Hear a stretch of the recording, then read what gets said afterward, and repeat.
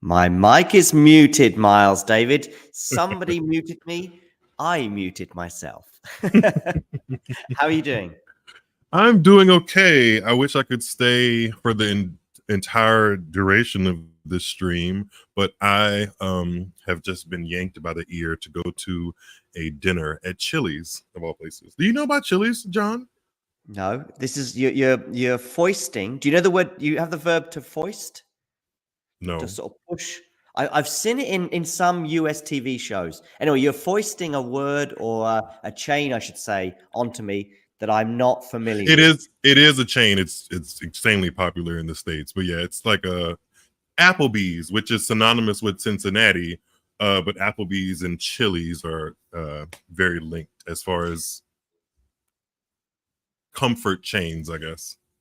Miles, I presume you will be having a phone with a screen on it and you can watch tennis whilst having your dinner. Yeah, but I feel two ways about it. Well, I mean, you mean, is it a bit rude or, I mean...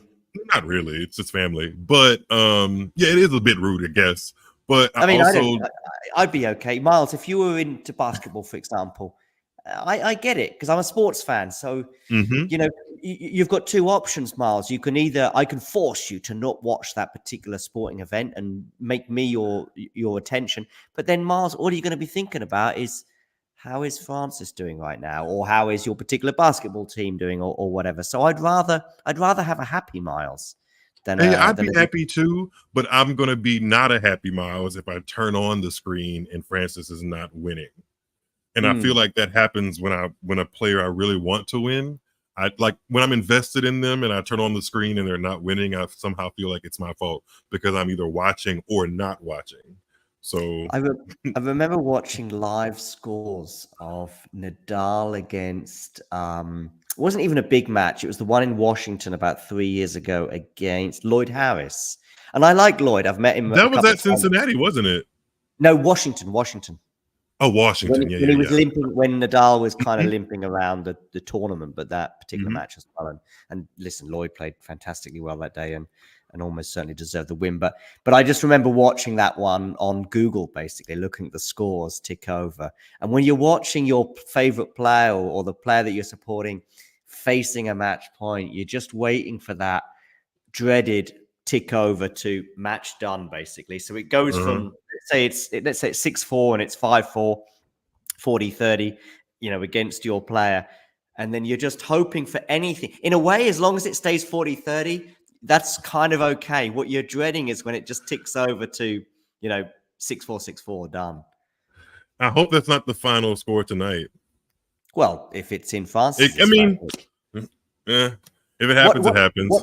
What are the paths to victory? I think one of the last messages in the live chat for the previous match, you know, paths to victory comes to mind because there is one kind of path to victory for Francis today. And I think I said it earlier in the live chat, as I said, which is to sort of make this physical, to make it go long. Jannick has traditionally throughout his career had issues in those kind of scenarios. And I know he won the Australian Open with a 5-set final win, but that was over a Daniel Medvedev who'd played. Who was also winded, that's a masterpiece of understatement. So anyway, that's an obvious path to victory for Francis, right? Yeah, I think the longer he keeps Sinner out there, the longer Sinner is doing the thing he's kind of been doing all week, which is kind of like, you know, finagling with his hip, then yeah, Tiafoe's chances of winning go up a little bit. But I just don't know if he's going to be able to overcome Sinner from the ground, especially a Sinner that's dialed in. When was the last time Sinner lost the final? Probably, I mean, the ATP finals final match, if you like, against Novak, but an actual sort of, what's the word? Not main tour, but, you know, an actual final. I mean, I'm thinking about a run of finals where he's won, for example, Medvedev in Tokyo, maybe last year. He beat Medvedev in Beijing, which also happened in Vienna. Yeah. And then finals of Turin, and he lost to Djokovic. I don't think he's lost a final this year he's been in. No, not this year. No, not this. when he's fallen short, he's either been injured or he's gone out, for example, in the quarters to Medvedev at Wimbledon, semis of Monte Carlo to Tsitsipas, I think it was. Yeah, it's a tall order. I find it a little tricky to imagine a Tiafoe win, but it would be pretty special, right? Yeah, it is. Unfortunately, I'm like, as somebody who's invested in Francis and has kind of seen him turn into a more professional top 30, even top 10 player, I definitely see the improvements, but I also can't be like oblivious to how good of a tennis player Jannik Sinner is. So I'm hoping that Jannik Sinner is a 100% A+++ today, and hopefully Tiafoe plays his best. Because I mean, tennis is fleeting. Who knows if Francis is going to get an opportunity to play for a title as big as this? So I want him to use the opportunity and put himself in an opportunity to actually have a moment to be successful in this match. I would hate for it to be a rout, but I mean, you know, it's sports. It's sports. And I do also think another path to victory is Francis somehow utilizing the crowd's energy, but also Jannik Sinner is a perfect proponent for like amazing tennis rallies, like those tennis rallies that we've seen him play against Alcaraz in Miami, and just one I think he like rolled over on the ground against Rublev this week in Cincinnati. He comes out the winner of those, so like the crowd might actually be cheering for him if these points really become athletic and kind of super cheeky and cat and mouse. So I don't know. The more I talk about it, the more I'm like, this definitely feels like Sinner's match to lose. But you know, they have to string up the shoes and go out there and swing. So we will see what happens. Both Tiafoe and Sinner had pretty dramatic semifinals. Oh yeah, I wasn't able to see Francis's semifinal win over Rune. So tell me your thoughts on that. I only score watched it. I didn't watch it. Oh, okay. I think I may have watched a handful of points, but that's why I feel conflicted watching this one, because I was like, he did so well in the semifinal without me really watching large chunks of that match. So, but I did watch his match against Musetti and his match in the quarterfinal, or the first set he played in the quarterfinal against Hubie Hurkacz. Hurkacz was obviously not 100%, but he's looked incrementally better since Wimbledon, outside of his loss to Nishioka, I believe, in Atlanta. Yeah, the Wimbledon was sort of the first bright moment for me. And by the way, correct me if I'm wrong here, I'm calling you Francis then. It'd be great if Francis was on the show right now while he was doing his serves. I can hear him reciting the friend of the show thing. I can hear it. Yeah, first glass of wine in. So we'll see how many errors I make over the next couple of hours. But yeah, the Wimbledon for me was a real bright spark. I know it was a 5-set loss to Carlos. I mean, nobody pushed Carlos probably as much as Francis did at Wimbledon this year. And he was 2-1 up. But that I took a lot of like, there's a lot of heart to be taken from that, bearing in mind the previous 9 months. Is that fair? Yeah, I mean, he did reach an ATP final in Houston, but again, that wasn't a stacked field, and he ultimately came up short against Ben Shelton. And then I think the semifinals in Delray Beach the week or so before that. So it's been the bulb has been not bright. So that Wimbledon match, although I would have liked it to be turned into a W, that was the brightest moment of his summer and season so far. And I think he's used that in stride, especially right off the heels, or especially that Wimbledon match coming right off the heels of one of the rare times, knock on wood, I can think of Francis actually injuring himself, obviously, on court, because he had a really nasty slip at Eastbourne. So I think he sprained the MCL or something like that in his lower extremity. So that Wimbledon push was actually kind of surprising. I didn't really have high expectations for him, nor did I really have many for the hard court swing, because this season hasn't been wonderful. But things could change here. Is it too casual, too easy to go for a narrative which I've kind of signed up to, which was the fact that match against Ben Shelton last year, which felt like a 50-50, felt like they were both riding a crest of a wave. I mean, Francis's crest had been probably, continuing for about a year from the previous year's US Open, when he had a marvelous run to the semis. And yet that match sort of seemed to be a line in the sand. or a turning point for Francis in terms of his form just plummeting afterwards, or is that just too easy to just look at that match as a? No, I think it is easy because he referenced it after his semifinal win. He said he basically hasn't won 4 matches in a row since his quarterfinal run to the U.S. Open last year. Mm-hmm. And he's felt a difference on the court. He tried to mix things up with a new coach in Diego Moyano. That didn't last very long, and now he has a new coach with David Witt, who typically has a track record of staying longer or having longer stints with players. So we'll see how long except Maria Sakkari. I think he was with her for about 6 or 8 weeks or something. Yeah, that's the outlier. But I mean, with Pagul and even Venus, I'm not blaming David Witt for that. Probably poor Sakkari. I don't know if any other tennis content entities really give it to her as much as we do, kind of, sort of. But I mean, she sets herself up for it sometimes. By the way, Miles, I don't think we've had a Hall of Fame journalist in the chat before, but courtesy of your Twitter page, we do have one right now. Yes, Mr. Richard Evans. I actually watched a bit of Richard get what's the correct verbiage here? Inducted into the Hall of Fame. I watched that. Not indicted. That would be because I was thinking of the word indicted, but I'm glad you said inducted. He's not indicted. Yeah, but yeah, he's a great journalist, and thanks, Richard, for dropping by into the space. But I agree, Sinner is the favorite on paper and in tennis terms. But you know, things, like I've said a couple times already, things can get tricky when you're actually out there, and magic can kind of brew itself, especially in Francis' career so far. Like, all of his titles except one are on U.S. soil, and a lot of his other big breakthroughs have been on U.S. soil. So Francis just had a break point as well, and it was a second serve, and it was pretty attackable, I would say. And Francis put it, unfortunately, return into the net. And it now reminds me of something I just saw at Challenger level a couple of weeks ago here in Germany, but I don't think it matters whether it's Challenger level or 1000 level. Sometimes you can get these, maybe not so much when you're the underdog against Jannik, but particularly when it's the other way around, you can sometimes think, oh, it's okay, I'll get another break point soon. And then before you know it, an hour and a half later, you've lost in straight sets. Do you know what I mean? Sometimes you know, as a fan as well, but certainly as a player, as I see Jannik put a nice volley away at the net. Sometimes as a player, you get those opportunities in particularly in the opening game, and they come and go, but you're like, it's okay. There'll be more breakpoint. If I can create 3 breakpoint opportunities in the first game, I'm sure I'll be able to create plenty more.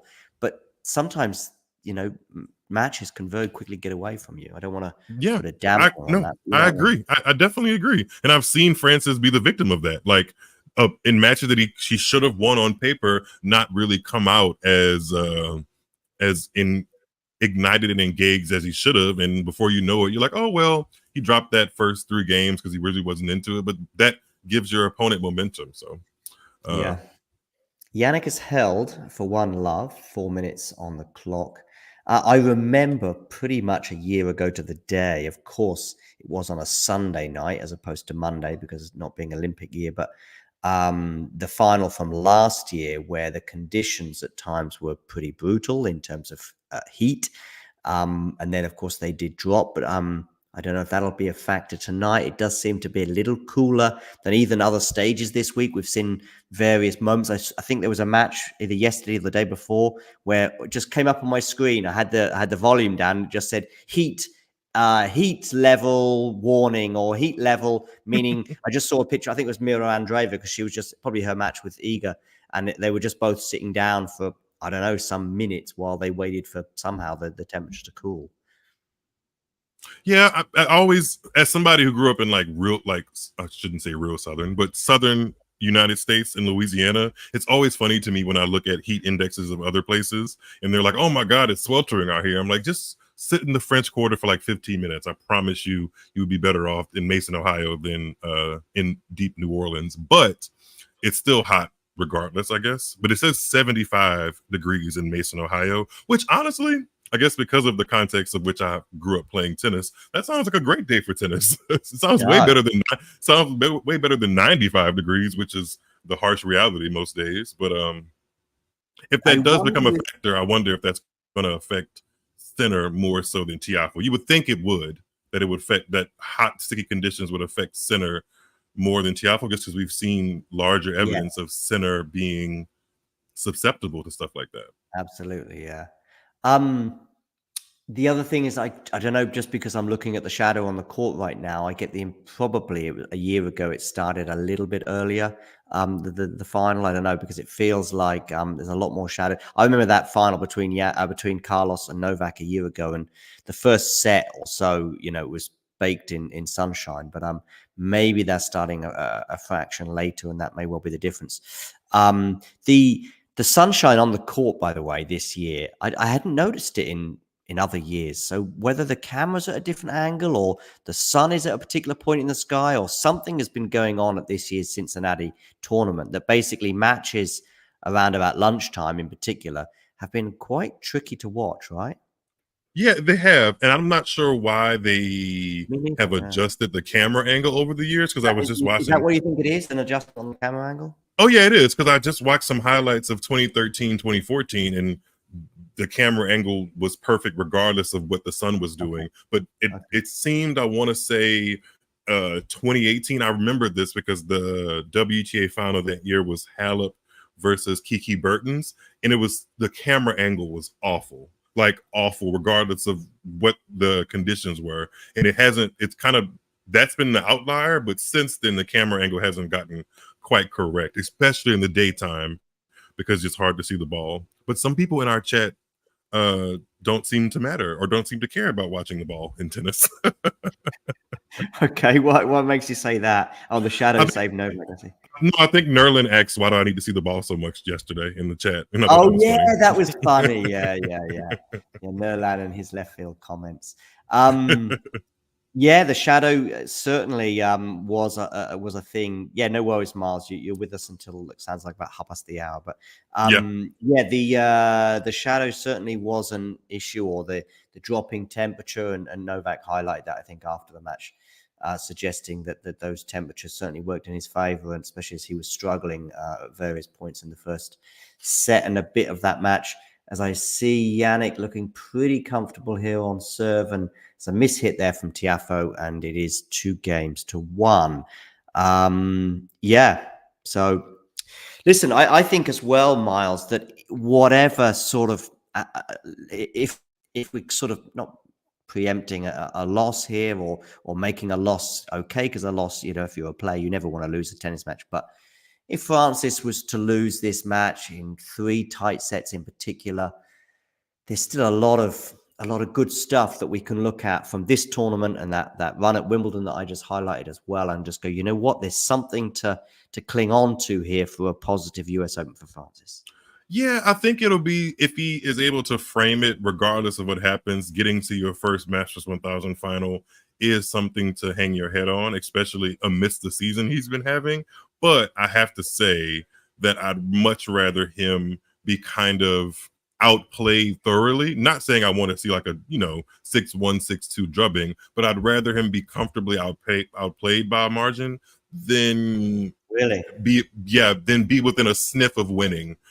Because that's kind of what happened at the US Open in 2022. And like he kept some of the momentum from that, but it didn't really it propelled him because he got to 10 in the world. But I feel like when he got to 10 in the world, it just kind of I don't know, it being almost there, but not actually grabbing the trophy set him back a little bit. I think he's done well to get back on track, but I think it did set him back just because I think of the kind of emotional player he is. To be so close to something that you've always wanted and not get it just stings, especially if you're a kind of emotionally driven person like Francis is. So I'd much rather him be beat by a comfortable distance than almost have it. And again, I'm invested in him, so that would suck to be like, oh, he almost had it and didn't have it. Because again, tennis can be fleeting. A lot of the guys that made those super big breakthroughs at Masters 1000s, like Carreño Busta, Cam Norrie, Borna Coric, even the Cincinnati champion, they haven't been back to Masters 1000 finals since. So you really have to grab it when it's in front of you. Yeah, I think probably I would put Francis slightly ahead of those players. Maybe Chorich. There's a lot of natural talent there, but I might be a bit more optimistic about Francis, as I see Sinner take a love 30 lead here on the Francis serve. Yeah, I partly because of age as well, particularly compared to both those players you just highlighted, but probably also in terms of talent. I think I get the impression that Francis can be in another 1,000 final again reasonably soon. But yeah, that is so optimistic of you, John. That also listen, gives me. I'm not an optimistic person. I No, would put myself somewhere between realistic and pessimistic sometimes. I Particularly know when that about you, but that also gives me insight into your level of consistency in watching Tiafoe matches. Because if you were more on the consistent side and watching Tiafoe matches like me, you would realize that this is an opportunity he may want to grab with two hands, because he can ebb and flow. And I mean, he's only been to the semifinals or better at 2 Masters 1000s in his career. So that's a lot of data that shows that he doesn't even make it to the business end. And if you watch him often enough, you know he can put in some clunkers, unfortunately. Like, that's not to be down on him, but that's just the reality of the situation. He can go through spells where it's like, oh, Tiafoe, are you even invested? You know, it can kind of be head scratching. So that's why I want him to at least put his best foot forward in this match and see what happens. Confidence player, is that fair? Yeah, absolutely. Confidence player. Yeah. If sometimes it can turn on, because even this week here, he didn't, his defeat in Canada, I think, was to Alejandro Tabilo. So I mean, it doesn't give you. That was that the one where there was a dodgy umpiring decision in Canada?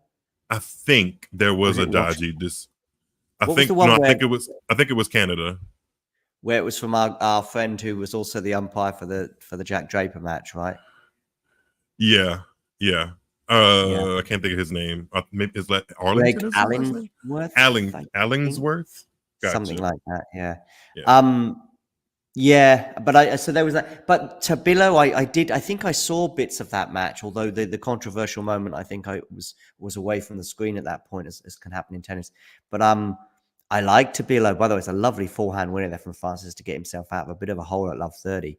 I like Tabilo a lot, by the way, and I think he turned it on at times in that match, and it can happen, and Tabilo can be so quick around the court. I mean, I know Francis can as well, but yeah, I just that point, I think that match was about 10 days ago. That result didn't surprise me, but see, that's the thing. Like, I mean, that I don't know, like, depending on where you kind of view Francis in the matrix of ATP. Well, I certainly don't view him in a lesser light than I do Popyrin, for example, as much as I like Popyrin and the win he had last week. Would you say that Francis Tiafoe is a better player than Popyrin? Probably, yeah. That when Francis is delivering and we often talk about ceilings in tennis, and the tennis that Francis was playing in that US Open run of 2022, which was definitely top 10 tennis. Probably even in that particular run on a hard court, you'd probably say top 5. I mean, he was top 4 at the tournament, if you like. But I just think that the thing is, you've also, as you say, you've probably got a strike. Popyrin struck when there was no Novak and there was no Carlos and a coming back to the tour in terms of health and form, Jannick. I guess you've got to strike in that moment. And he did. Cam Norris struck when he struck, at that tournament when I think there was basically no one there. And yeah, fair play. That's exactly why I want Francis Tiafoe to make good on his opportunity. So I'm stuck in between a rock and a hard place. Still completely, still got to beat the world number 1. So yeah, but it's a mighty tall window in front of him in this match, just in this final alone.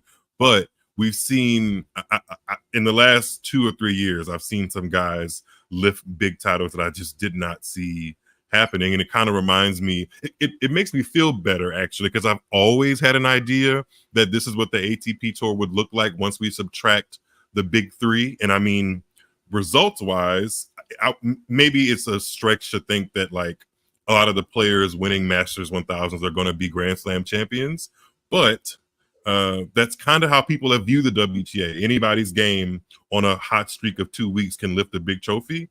And there's evidence to show that it's trending towards a little bit more of that than it ever has been in the last 25 years on the ATP tour, which I'm not mad at. Well, we are on serve, so nothing crazy has happened in the short period that you have been here, Miles, but I do believe you have to sail off towards some chilies or something. The name of the brand. What's it called? Chili's, and more specifically, I think I'm going to order some chicken crispers, because those that know about chicken crispers.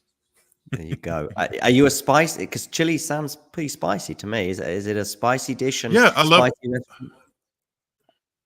love spice. I'm from New Orleans, which, to answer a question somebody put in the chat, no one from Louisiana or New Orleans proper or adjacent says Nolans. Nobody says that. Oh yeah, I saw that earlier. Yeah. Nobody says that.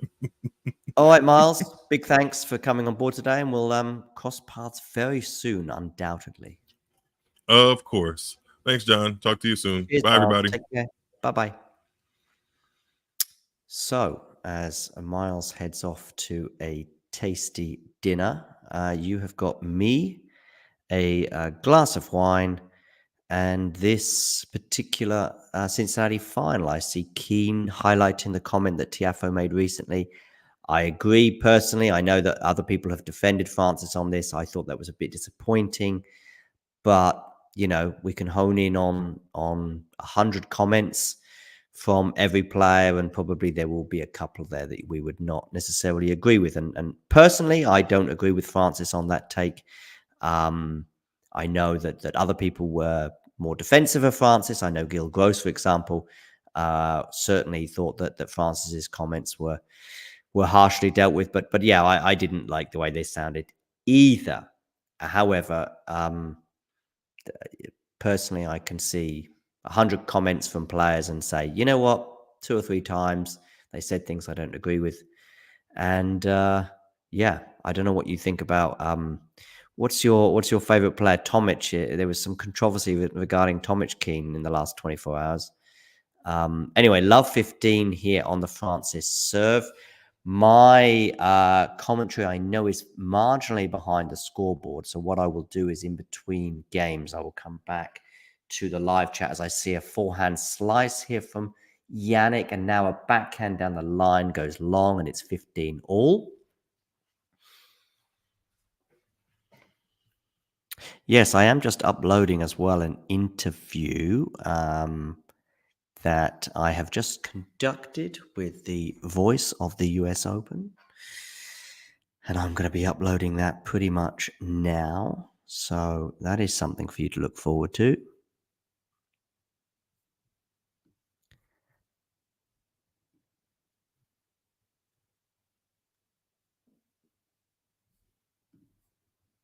Okay, let's get that upline, shall we?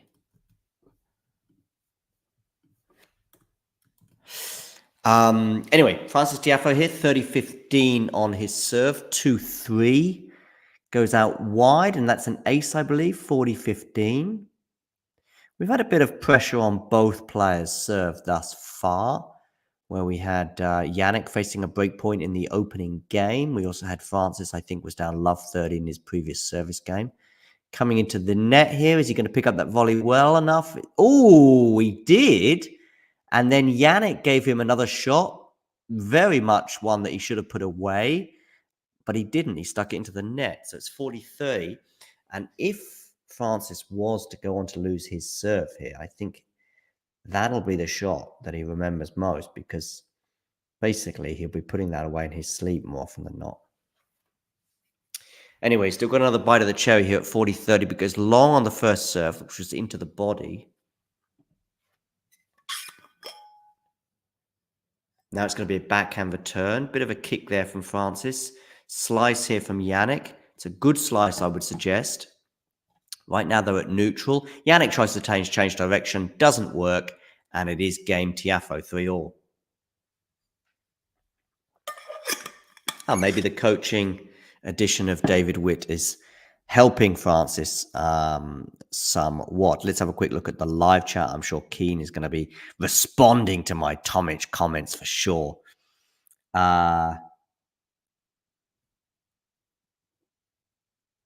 Search on Twitter. It's training supposedly. No one has ever done it before. He swayed the stayed at the venue. Okay, so yeah, what do we think about that? Is that disrespectful, Keen? Discuss. Fun fact here from Super Dave: most ATP players are afraid of clowns, so they certainly can't be clowns. That's an interesting one. Big up, Super Dave, says Brazy. Well, I think we can all be on board with that. It does sound very funny. Yeah, 3-game points already here for Jannik, so he's now getting into the groove on his serve. Just a reminder as well of the head-to-head between these two players: 3-1 in Jannik's favor after wins at the in Antwerp at the Next Gen finals. How about that? Next Gen finals. And also much more recently in Vienna. But Vienna is also the location where Francis got his one and only win, albeit he needed 3 sets to do so. And I think they've only ever played on indoor hard until now. So all 4 matches coming on indoor hard. And yeah, obviously now we've got outdoor hard, but we've yet to have one on grass or clay. Although probably on clay, you'd have to fancy Jannik even more strongly. Jannik goes down the tee here at 40 love, but it's gone wide. So second serve for Francis.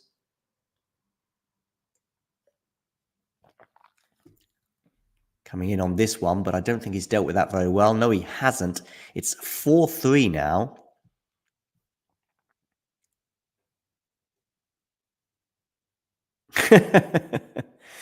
Okay, yes, obviously a football reference, Keen. Oh, by the way, I don't even know how Tottenham and Leicester got on today. 1-1. 1-1.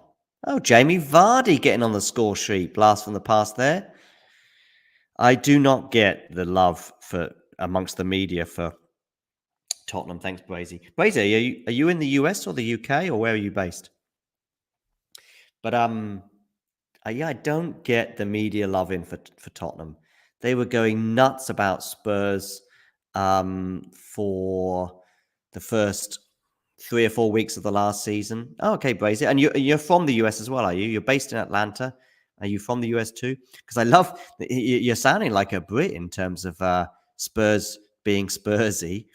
Yeah, don't get the media loving for Spurs at all. It's obviously something's going on there because so you're based in Atlanta and you're from Atlanta, Brazy. I think that's what you're saying yes to. Yeah, I don't get it because they just did what Spurs always do last season. But their manager has escaped the wrath of the British media. Anyway, back to the tennis. Great to have Jack, by the way, tuning in on Instagram. Lovely to see you here. Yeah, and all the others, make sure you hit the like button. And of course, if you are new to the channel, hit subscribe as we head inexorably towards 10,000 subscribers. Do you like that? Inexorably.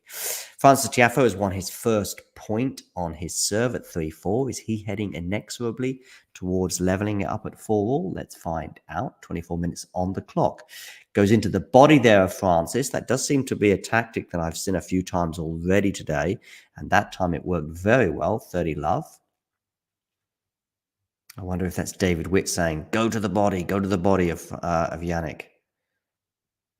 I don't think it'll go to the body this time. No, he doesn't go to the forehand, but he's going to do a serve volley. That's another thing I've seen Francis do a few times today, although he doesn't need to put the volley away because Jannik has sprung or has sprayed his forehand wide, and it's 3 game points for Francis Tiafoe as he heads inexorably towards 4-all. Or does he head inexorably towards 4-all? We don't know.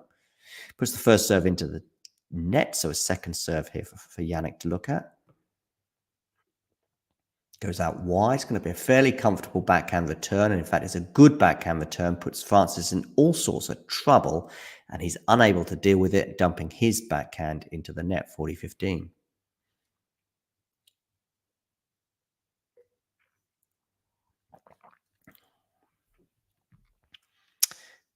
Oh, I've got the football still. I should share the actual tennis score. Jannik goes long, so it is a hold for Francis Tiafoe. Over to you, Jannik Sinner. I think their coverage, Keen, is pretty new. And they've got the Spurs fan. I can't remember his name right now. He's sort of heading it up. You mean the Athletic, the website and whatever. Yeah, I think he's heading it up. So nice guy. I can't remember his name right now. Nice guy. Appears on the tennis podcast from time to time. Spurs fan. I guess he's probably still learning a bit on the job, though. I think he's predominantly a football journalist, although I know he has dipped into tennis in the past. But he probably doesn't know quite as much about tennis as you do, Keen. That's for sure. Brazy here, mocking bigger hands. Yeah. Well, they might win. He might win Manager of the Month if the media have anything to do with it. Are you sure it's the guy who hosts football? Yeah, Charlie Eccleshare. That's the guy. Yeah. But I don't think you're going to get the same level of quality as you get on Talking Tennis, Keen.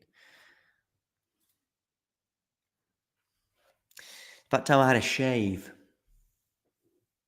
I had a shave for a while. I keep meaning to, but time is short. Anyway, time is short maybe towards the end of this first set here. It's 15 all. Jannik to serve. Goes out wide, but long and wide.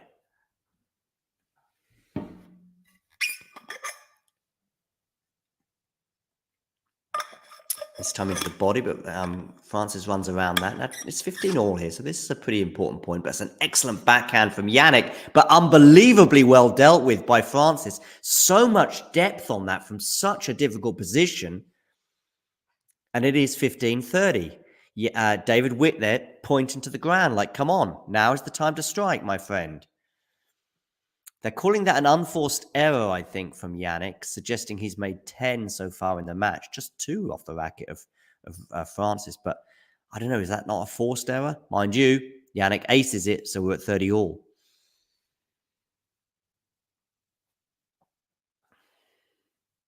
Some Forza signs there for Jannik in the crowd.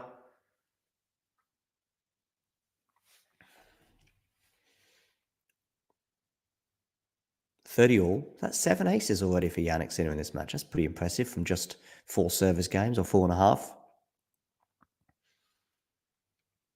Second serve. No, it's going to be a first serve. Let's just clip the net.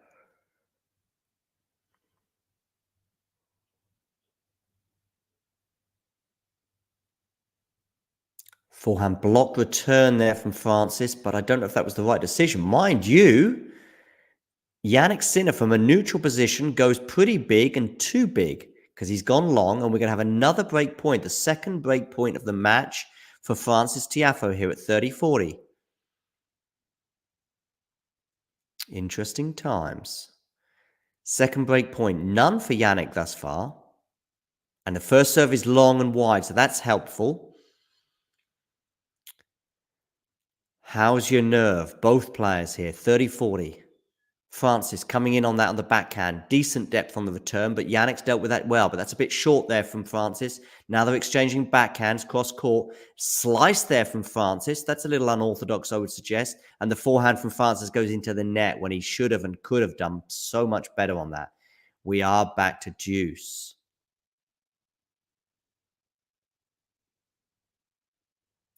Yeah, that forehand was not of the highest caliber, let's say, and Francis knows it. Okay, deuce, half an hour on the clock.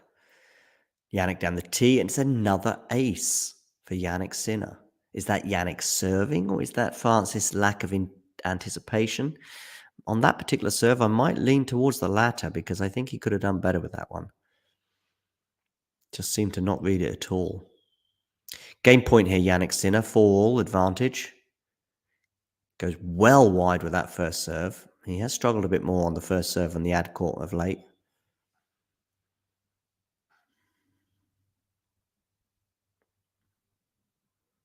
Okay, Jannik Sinner. Double fault, deuce. By the way, people in the live chat can let me know. Have him and Kalinskaya, are they over? Because I don't see either of them supporting each other's matches. Now, there may be reasons behind that, maybe through injuries, etc. But I haven't seen it since Wimbledon. So, yeah.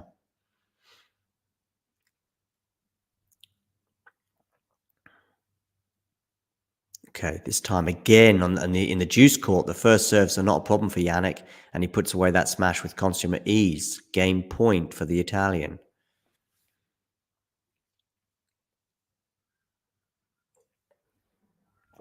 The caption comes up for the game duration, and it just says 0 minutes. Well, I don't think it's 0 minutes, that's for sure.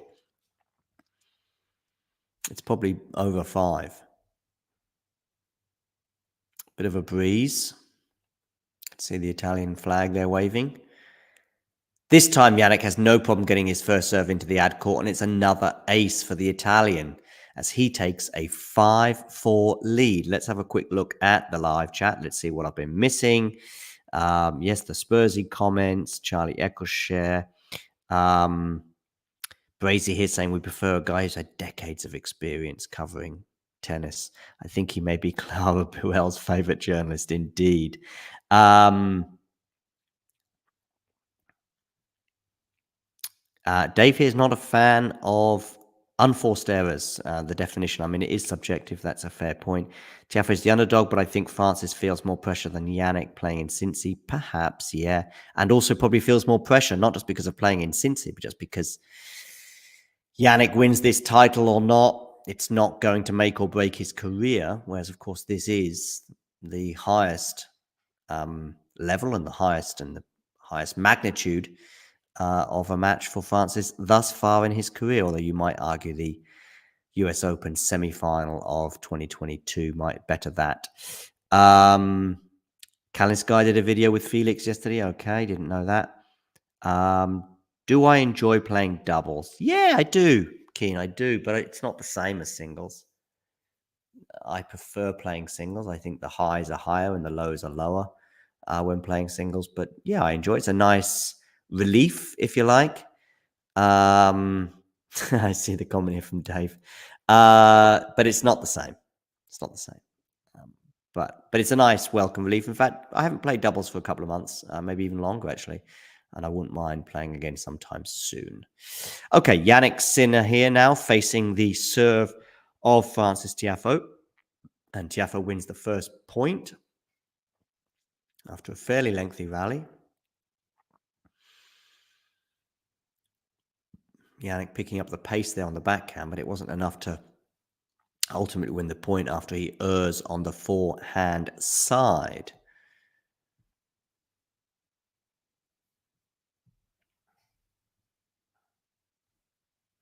Carlos Moya tweeting? What is he tweeting about?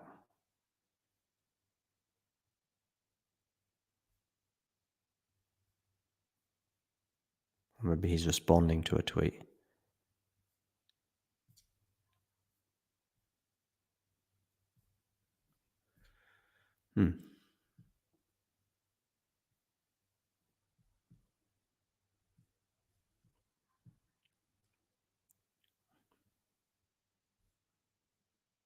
Maybe something with Brad Gilbert. There's a bit of interaction here. My list for best one-handed backhands, let's say from 1980. Number 1, Federer. Number 2, I'm going to translate Brad Gilbert's words here. 1, Federer. 2, Stan Wawrinka. 3, Edberg. 4, McEnroe. 5, Ivan Lendl. Then it gets a bit tricky. There's also a comment here, Guga meaning Gustavo Kurten, and Carlos Moore saying you're right. 3 backhand was amazing. Clay number 1 for that surface, but drops to 3 because on faster courts. Struggled a bit with a great one-hander for sure. And Carlos Moya has agreed with Brad. Okay, anyway, back to the match. Tiafoe here in a bit of bother here at 30 all on his serve, having had a 30-15 advantage. So at the moment, Jannik Sinner is just 2 points away from winning this first set. What happened on the previous point? I'm now watching it as we speak. It's a forehand winner from Jannik Sinner. And so he is 2 points away, 30 all.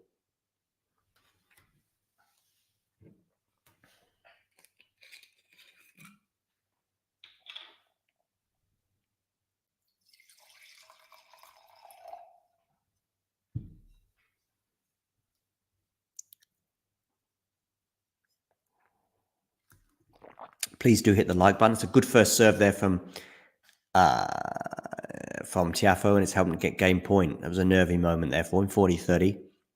Yeah, do hit the like button, please, people.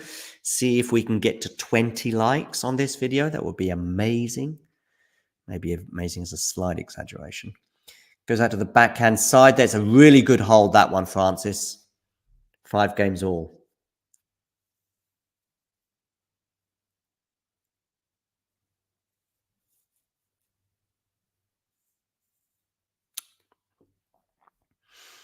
Let's have a quick look at the live chat, see what I've been missing.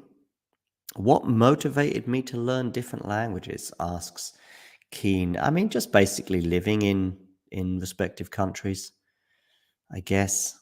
I do remember my first attempts at learning Spanish, and there was an Australian girl in the class, and she was a bit mean, and she was mocking me.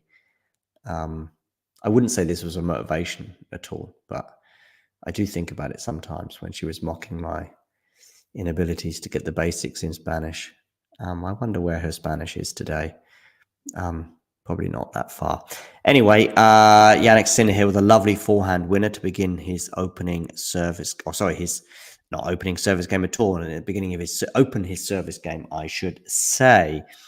Yeah, so that's me and languages. But yeah, just generally, it's a lot more fun when speaking to people. Yeah, I think that's fair enough, Super Dave. Brazy here, are you showing your age a bit here, Brazy? But yeah, very much so. I very much loved in Brazil.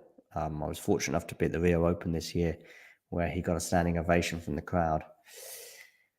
Francis goes long there with a forehand, meaning 30 love to Jannik Sinner.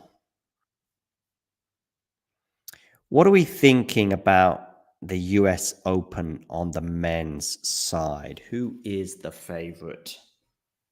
Let me know in the live chat. Who are you tipping to win the US Open right now? I think there are pros and cons to all the main contenders. Well, I say all the main contenders. For me, there's 3 main contenders. Others might think that Medvedev or Tsitsipas or Casper Ruud or maybe even Francis Tiafoe is a contender.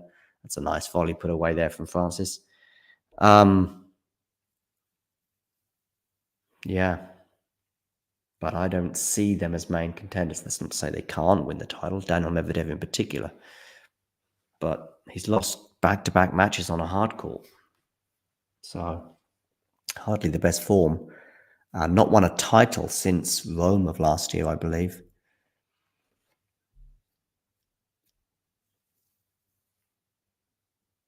It's a nice forehand winner there from Jannik, +1, 40-15, 2 game points for the Italian.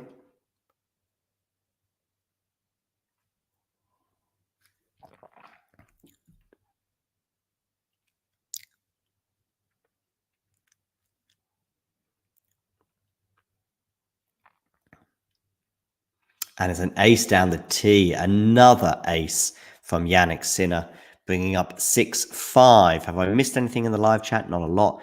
Brazy, Dimitrov seems kind of like that. Carlos too, but too young at the moment. Novak, Carlos, Jannik, my contenders. Brazy, if you don't mind me saying, you're not exactly sticking your neck out there. I want to see one name in that live chat as to who you think is winning the title. Keen, did you see my interview with Benny Hassan? Oh, I wonder how. Maybe he's playing tomorrow, actually. Let's have a quick look. Actually, I haven't seen the. Yeah, he's playing tomorrow, Benny Hassan, in the qualies. I haven't seen the results really from today. I know Liam Brody lost, but let's have a quick look at some of the US Open qualifying action and the results from today. Suspended. Oh, has there been some rain? Has there? Looks like there's been some rain. So there's a lot of matches that have not finished.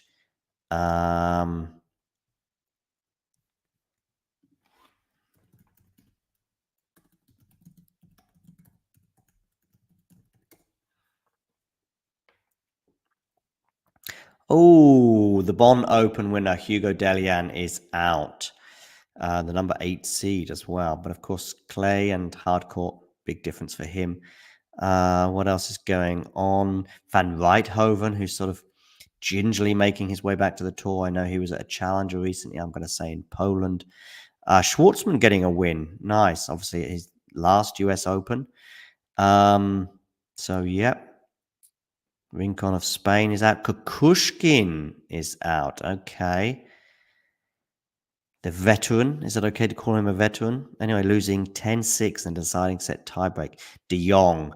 That makes total sense to me. Him winning in straight sets. I have him making the main draw. Gasquet. Is it his last US Open? But anyway, if it is, he's into the second round of qualifying after a straight sets win over Kudla. Cuevas, who I barely remember on the tour in the last year or two anyway, losing in straight sets to Van Ash. Paul Jubb. I think Fernley was, am I right in thinking Fernley was injured? Oh, Squire out to Budachaga. Okay. And Jaime Faria. That's unfortunate for the Portuguese. I wonder if there's any lasting effects of a wrist injury I saw him suffer from in Porto, but get well soon. Anyway, that's that. Thank you, Brazy. You saw my Spanish interviews with Hugo. Okay, back to the match here, though, because we are at a pretty important moment here at 5-6. That's going to land in, isn't it? Yes. How's he going to deal with this smash? Not bad. And that's going long. So 15 all. It was love 15 there on the Tiafoe serve.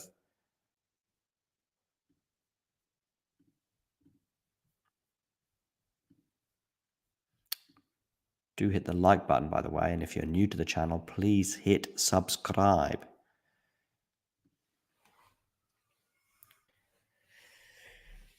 Tough moments here, though, still for Tiafoe.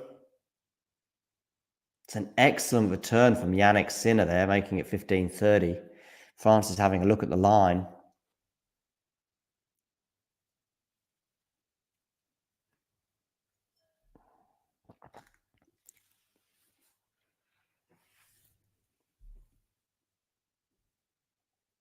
The big faux necklace hanging around Tiafoe's neck. Down the tee is a good serve. Should put this one away, and he does. Nice short angle there for Francis to take advantage of.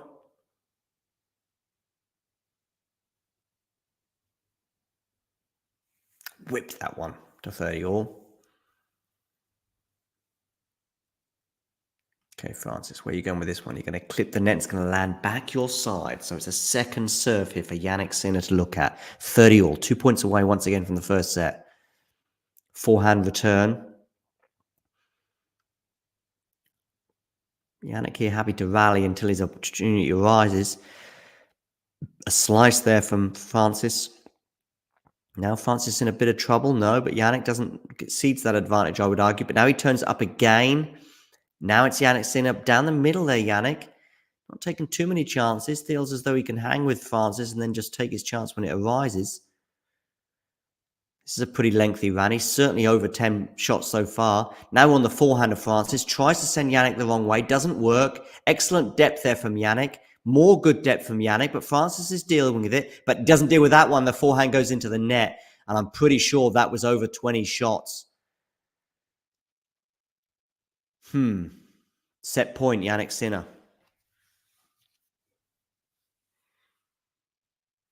The crowd loving that. Quite a few Tommy Paul lookalikes. 33 shots that rally. Wow. Feels like there's about 17 Tommy Pauls in the crowd.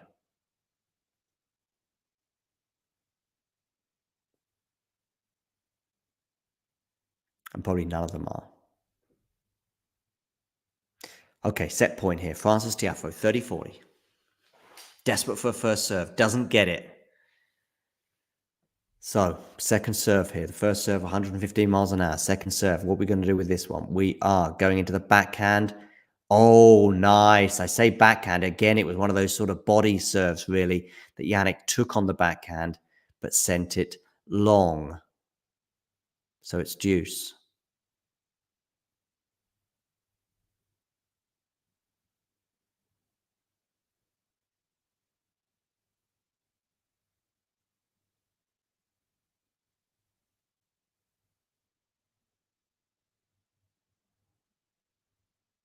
Forehand return there into the net from Jannik Sinner. Good serve from Francis.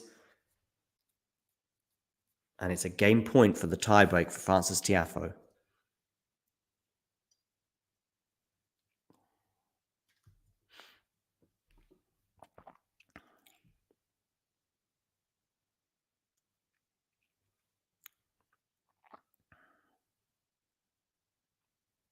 And with this serve, you are going into the backhand. Forehand Francis. Forehand exchanges right now. Francis goes huge on that forehand, and I thought he was going to regret it. But anything but. It's a forehand winner off the racket of Francis Tiafoe.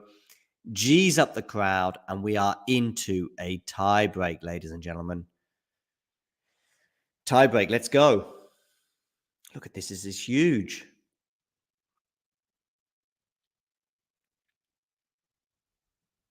Reminds me of me and my pomp.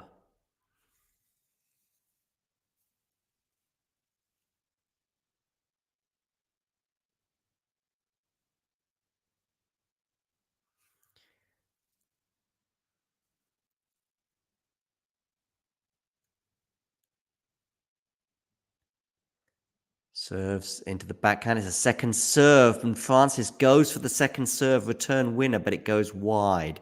1-0 Sinner. Tiebreak record for this year, 15-6 for Jannick, 15-12 for Francis, which, bearing in mind the year Francis has had, is probably not as bad as I might have imagined. Remember that tiebreak record that Francis had in 2022? I don't know how many tiebreaks it was in a row he won, but I think it was 10 plus. Anyway, neither of those will be on the mind right now, although that's a nice first serve there from Francis Tiafoe that Jannick is unable to deal with. And it is 1-1.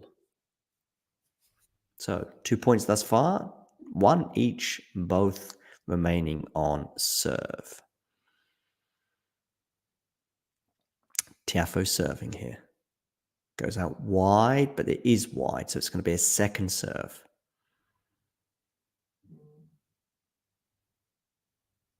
Forehand return, run around. Forehand winner, is that from Jannik Sinner? It is 2-1 to the Italian.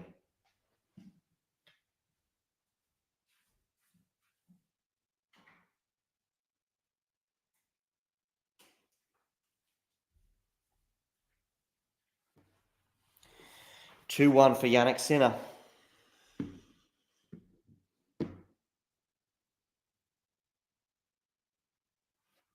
So here's the mini break advantage. Where's he going with this serve? He's going down the tee, but he's gone long, so it's a second serve.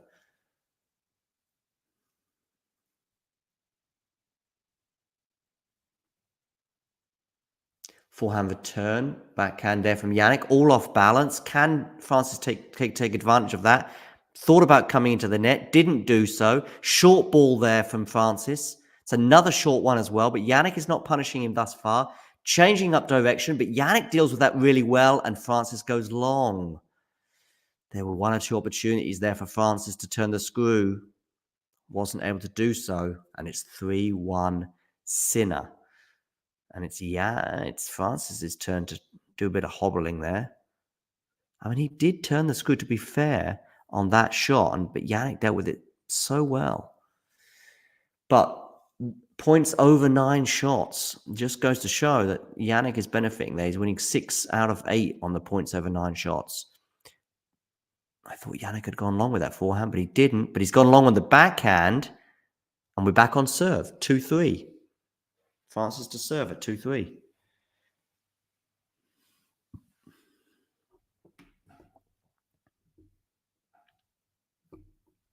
Lots of comments in the live chat. I will come to you. Hi, Ghosty. I can see you there. I will come to you in a second.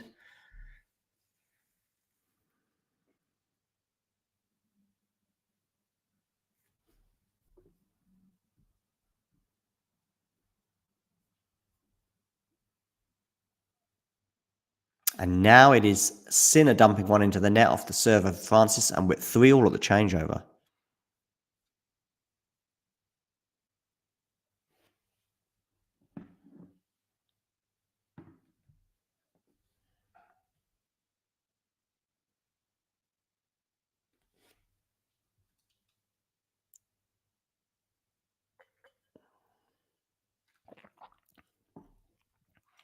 But yeah, Hugo Delian out of qualifying. Liam Brody as well, out of qualifying. When's Lloyd Harris playing? Is he playing? Or maybe he doesn't need to. What's his ranking?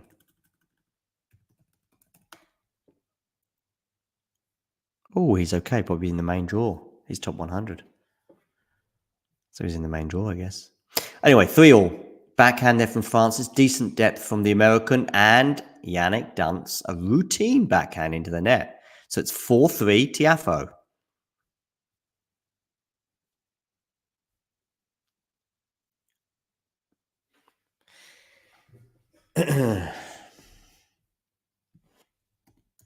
But I think there's been some rain in New York, hence they didn't finish a lot of these qualifiers today. What about on the women's side? I didn't check up on their results. Teichmann is down a set. Danilovic is up a break in the third on Gao.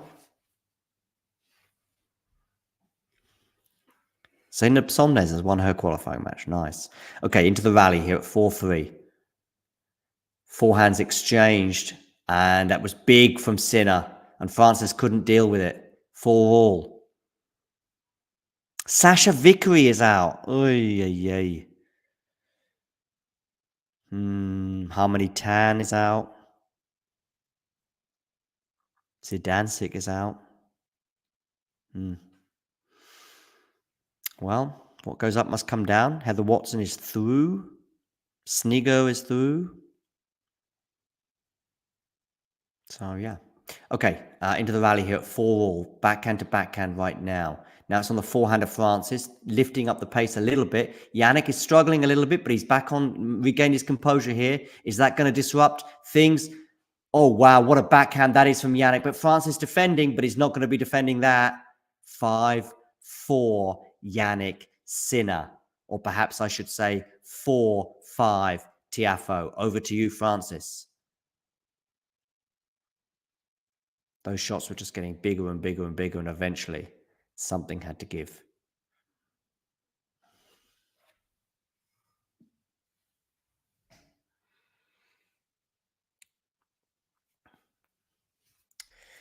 Well, 2 service holds for Francis, and he'll have a set point for himself. If he loses one of these 2, then Jannik will have a set point. Not his first set point. He's already had one already. Backhand return here from Jannik. Jannik there, interestingly, a little bit further back there on the return, trying to avoid the body serve and the punishment that can come with it, which has affected him quite badly in this first set, I would argue. Forehand to forehand. Right now, pretty neutral, although it's... Oh, that's a lovely backhand from Francis, but good depth there from Jannik. You've got to get out of that forehand exchange. You've got to go up the line there, and it doesn't matter anyway because he's put it wide. And it is 2 set points for Jannik Sinner, the first of which will come on the Francis serve.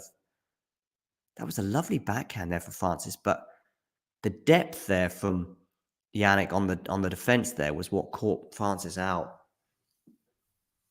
But I think he's got to go down the line there at some point. See, look at Jannik here. He's wary of that body serve.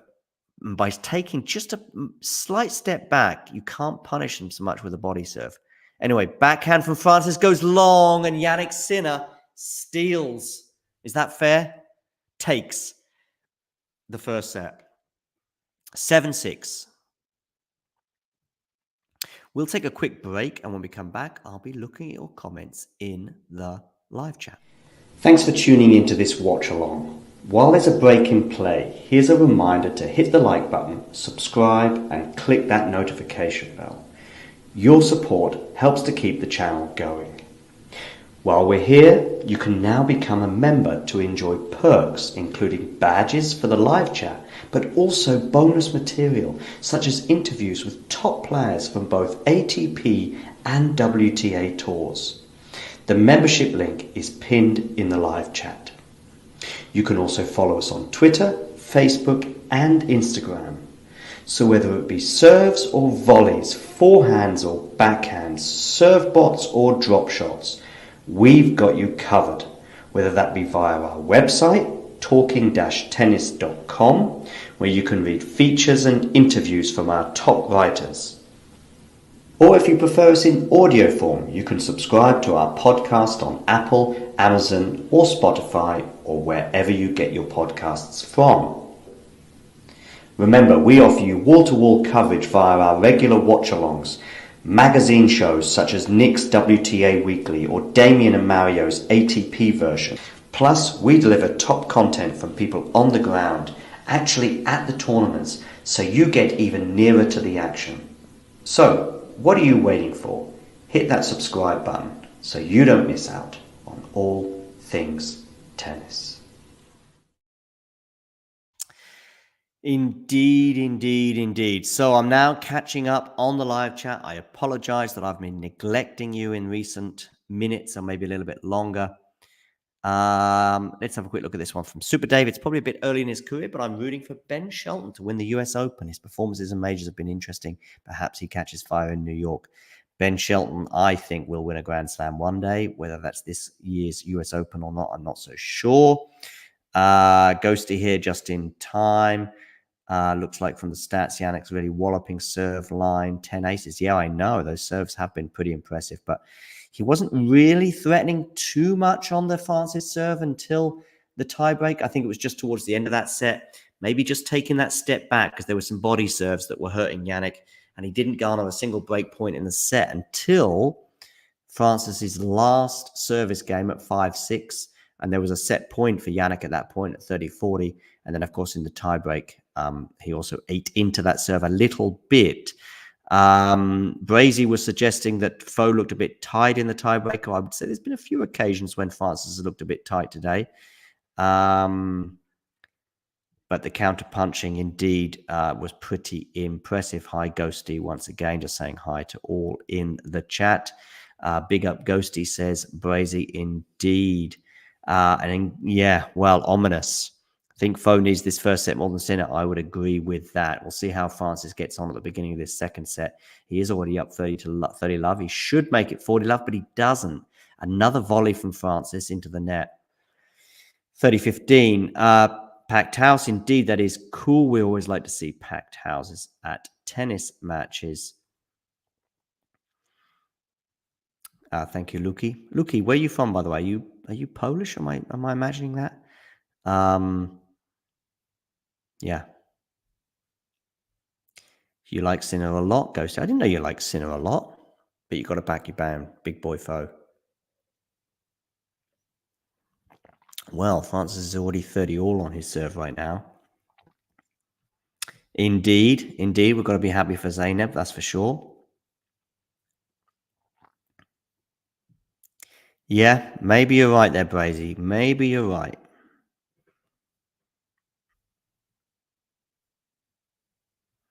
That would be great, Luki. That would be great.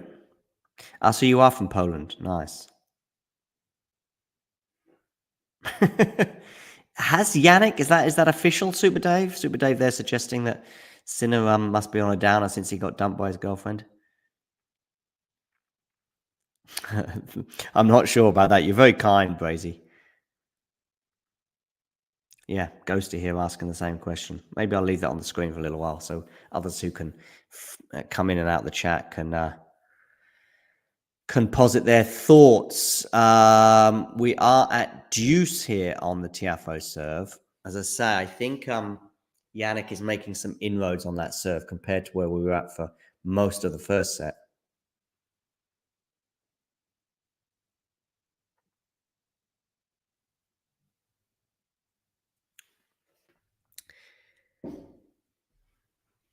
Yeah, Jannik's got to be the heavy favorite now. And Jannik hasn't been moving fantastically well, but has he really been demanded thus far?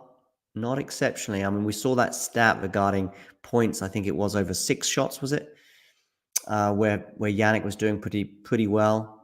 But most of those rallies involved just gently pushing. Not everyone, don't get me wrong, but there was quite a few rallies where it was just like Jannik gradually turning the screw rather than pulling out any fireworks. As I see, a double fault there from Francis, meaning the game point has come and gone and we're back to deuce.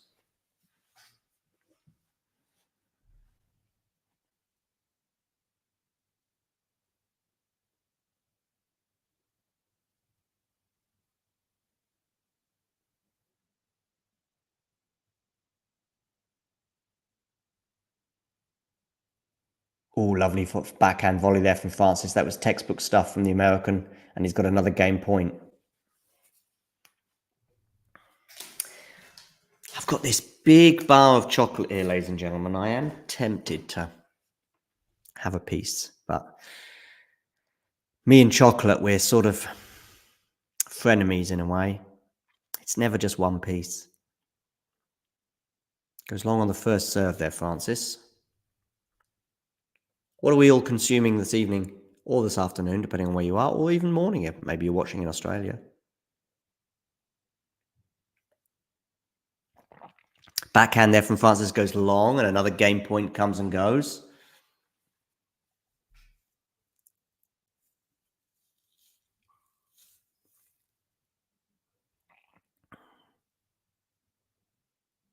Juice number 3.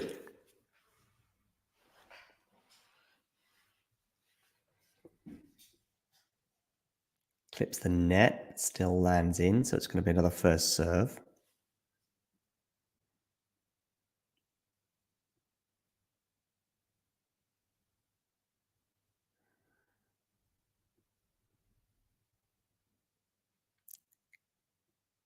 Drop shot there from Francis. That's not going to work. And Jannick's going to put that away with consummate ease. And it's a break point for the Italian. By the way, for those of you just tuning in, do hit the like button. Let me know in the live chat, are we at 20 likes yet? Just the second break point of the match here for Jannik Sinner. Didn't take advantage of the first one, which of course was at set point at 5-6, 30-40. Didn't matter though, because he won the tie break. Now they're exchanging forehands. And that forehand has gone long from Francis Tiafoe. Jannik Sinner breaks, and now he leads by a set. 1-love with a break. Okay, let's have a quick look at the live chat. I wonder how fast the courts will be in the US at the US Open. Yes, well, I've been hearing that they're going to be pretty quick this year, but time will tell. Do I follow any other sports other than tennis and football? Keen asks. As a kid or teenager, I would say, and a little bit older than that, I used to be huge into Formula One, but now I don't care.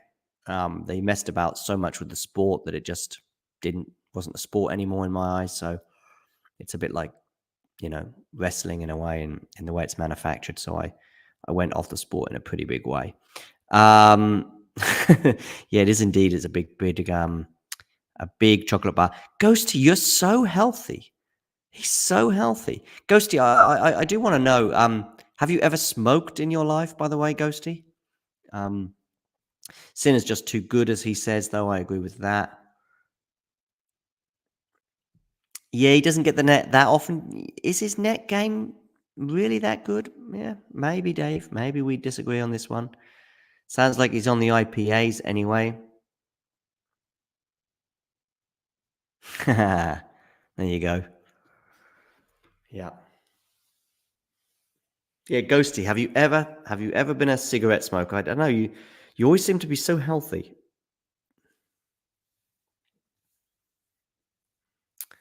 The rest of us are eating chocolate and chips and burgers, and Ghosty's munching on some grass.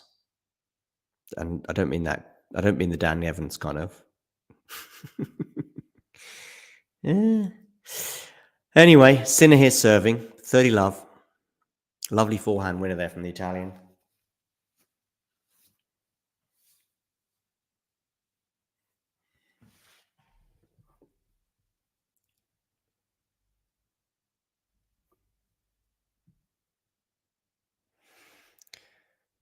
And we're into the rally here. That's a nice forehand there from Francis Tiafoe, forcing the error off the racket of Jannik.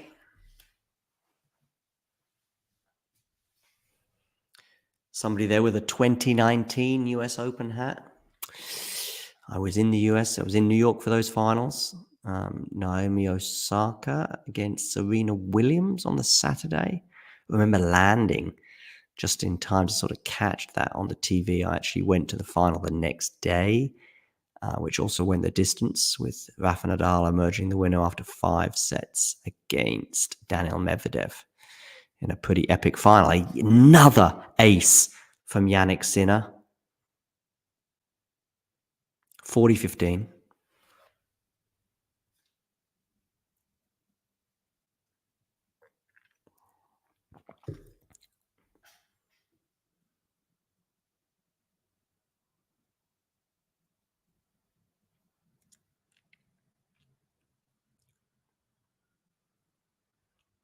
Backhand to backhand right now. 2 game points here for the Italian for a 2-love lead. And arguably one hand on the trophy. Good depth there from Jannik.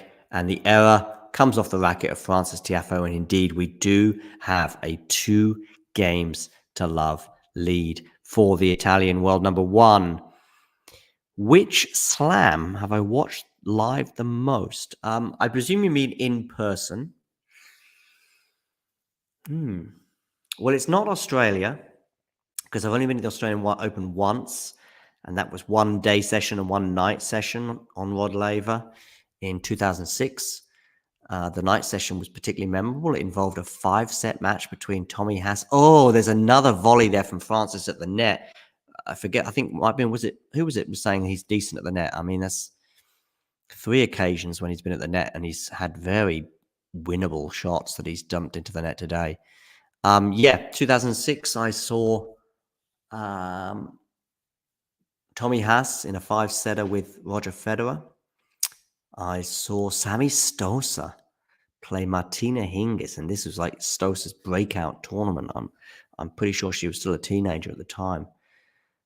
Both, of course, those matches were singles. So it's definitely not Australia. Then you could say the French Open. I was at the French Open final in 2018. I was at one of the semifinals in 2019. I was at the final again in 2022, the men's final in 2022 between Tsitsipas and Djokovic. Sorry, 2021 that was. And then I was at the final again in 2022. So if we just go years, how many years did I attend? Australia, 2006, done. French Open, 2018, 2019, 2021, 2022. So 4 years I was at the French Open. US Open, 2016, 2019, and 2022. So 3 US Opens. Look at that. You see what he's doing on the return there by taking that step back, nullifying the body serve. Didn't work out on that occasion, but you see what I mean by taking that step back. The body serve is very effective for those that are attacking, as in hugging the baseline. And it was causing Jannik an issue, I would say, in the first 3 or 4 service games of this first set. And then Wimbledon, 2003 was my first Wimbledon. I saw Leighton Hewitt lose in 4 sets to... That was a pretty bad slice there from Jannik that he pretty much gave up on. I think he thought it was going long, but it didn't. But it didn't matter because France is still on the point. Yeah, 2003. Leighton Hewitt lost to Damien Kust's favorite player, or one of his favorite players, Ivo Karlovic, in 4 sets. I think it was like the first time in about 30 odd years, or maybe 30 or almost 40 years. Oh, that return has gone wide. So Tiafoe is held 2-1. Yeah. So 2003 Wimbledon. 2016, I was there on the middle Saturday, court 1. Saw Novak Djokovic go out of Wimbledon at the 3rd round stage. That's kind of unheard of, isn't it, really? 2019, I was there again for the men's semis. And then I had a grounds pass in 2023. So 4 French, 4 Wimbledons, 1 Australia, and 1 US Open in terms of years. I hope that, 1 Australian Open, 3 US Opens. Hope that answers the question to some extent, at least. Oh, Ghosty, it sounds like you were a smoker back in the day. Lukey here giving away his age of 35. Jane. Yeah.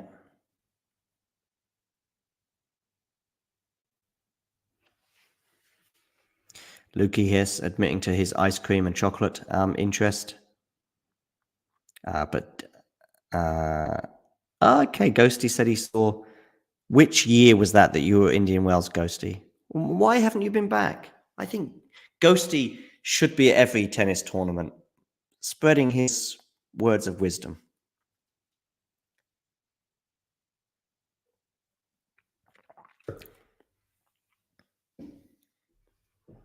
But you don't strike me as a Federer fan, though, Ghosty, so I'm kind of surprised by that comment.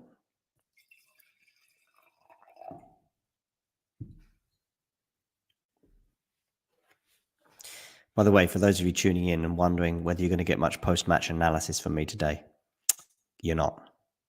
You're not. It's almost 1:30 in the morning here.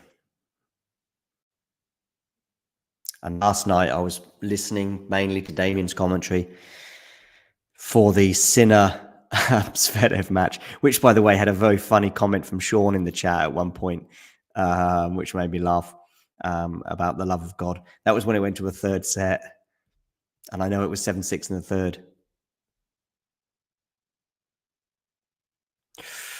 Well, I do think the women's side of the US Open has changed in the last 48 hours. The results of Iga Swiatek, including the wins from her, the tight wins, or the tight win over Andreeva, the fact that she got broken in the first game of 3 matches in a row, Kostyuk, Andreeva, and then Sabalenka. The gap between her and Sabalenka on a fast, hard court as well. Rybakina's woes continuing. When was the last time Rybakina won a big title? Is it Indian Wells of last year? Big title being 1,000 or more. Am I right on that one? I mean, you could argue Stuttgart. I know it's a 500, but given the field, it's pretty mammoth. But the last 48 hours has changed hugely, because 72 hours ago, I was fully on board with saying, is this the most open US Open in years? Well, Sabalenka has eased that debate, if you like, or almost put an end to that debate for now. That's what I would say. It looks like Lucky is suggesting that Rome. Yes, sorry, Rome. She won Rome, didn't she? Yeah, I forgot about that. Well done, Lucky.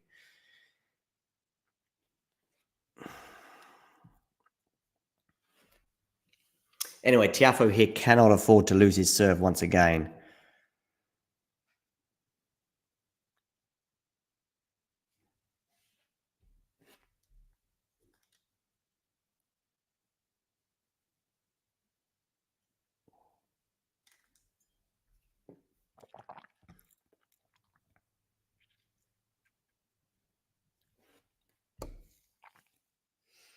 Okay, here we are into the valley here. Love 15 on the Francis serve.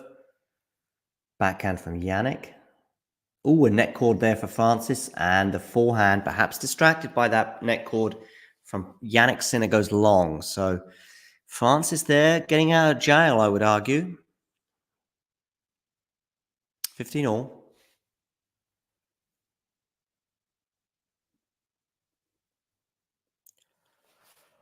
Oh, yeah. Into the net, and it goes long and wide. So a second serve here for Jannik Sinner to look at. Run around forehand, because he's got that. He's taken that step back, and he's also giving him a few runarounds as well. But Jannik has gone long on the forehand. It's 30-15. That service return dynamic for me may have changed the match. That may have been a coaching thing as well. It may have been something that Jannik picked up on himself, or it may have been some advice that he took. But those body serves that were so effective for Francis Tiafoe for most of the first set, that effectivity is gone. 40-15 though for Francis here.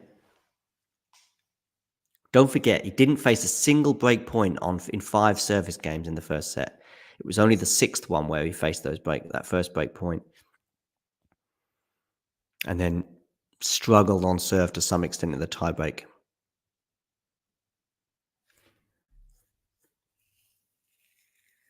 I think he won just 3 points on serve in that tiebreak.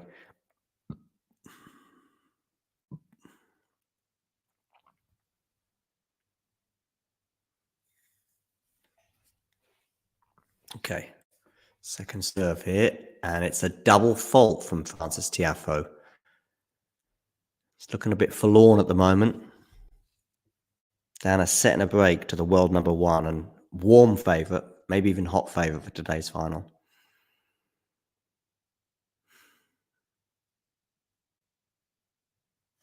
Second serve points won. Jannik Sinner's won all 4 of his second serve points won in this second set. Francis has won just 40%. Second serve here for Francis.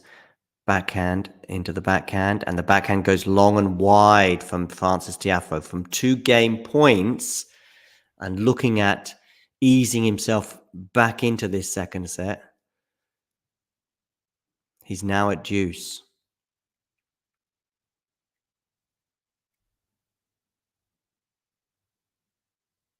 So, Jannik Sinner here, backhand return. Now it's Francis on the attack, but that was a short ball that Francis should be doing better with on the backhand side. And it is now a break point for Jannik Sinner. It was a decent first serve from Francis. Had the short ball to deal with, should have put it away, didn't put it away, and it's now a break point.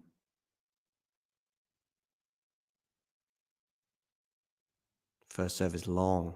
By the way, if Sabalenka has now propelled herself into the number 1 position in terms of the US Open, if Jannik wins this, is he then the favourite? Oh, is that it? Has. Lucky boy there, Francis. Net cord very much going his way, and ends up becoming a winner as he saves break point. Will we be looking back on this point at the end of the match and going, wow, Francis Tiafoe won this match? There's a few people in the crowd going, oh, you lucky boy. Backhand return from Francis. From Jannik. Oh, he's put that volley wide. And again, Francis at the net.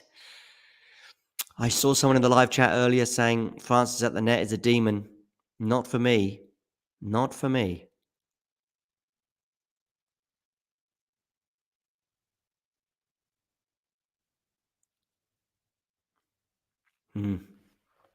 Should have put that one away. Second break point of this game. The first serve goes long, so it's a second serve here for Jannik Sinner to look at.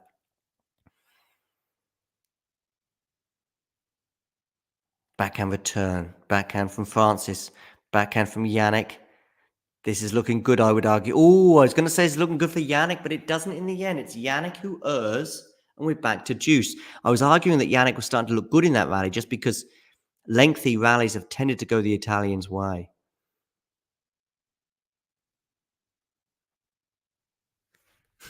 In this set, this shows you how much pressure Francis has been on his serve. 27 points on the Francis serve, 9 on the serve of Jannik Sinner. Jannik has lost just 1 point in his 2 service games thus far. That's a good forehand there from Francis. Oh, that's going to land in, but that's nicely dealt with, though, by Francis. Really well dealt with. That was really tricky, that overhead from so far out on the court. And he rightly gets the round of applause from the crowd.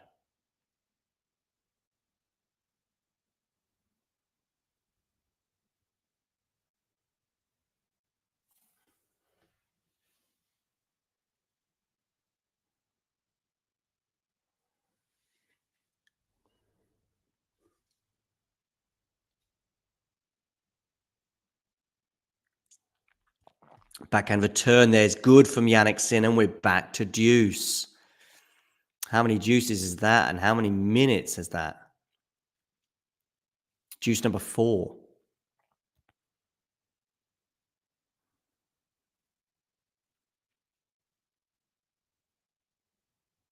This is looking huge, this game. I mean, if Jannik breaks again, it's a smash here for Francis. He's won that smash. It didn't look clean or confident, although it was very effective, and he's got a game point here for 3-2.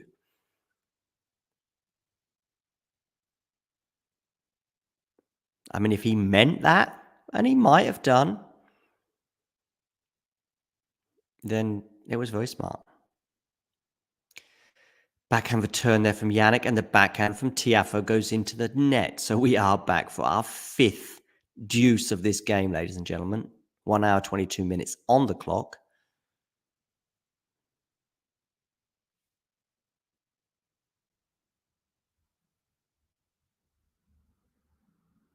Some concerned looks in the crowd. I'm guessing they are fans of Francis and hoping that he can stretch this match out somewhat. Second serve here. Into the body. And that time it worked because Jannik was just a bit too close to the baseline. And we've got a game point now for Francis Tiafoe.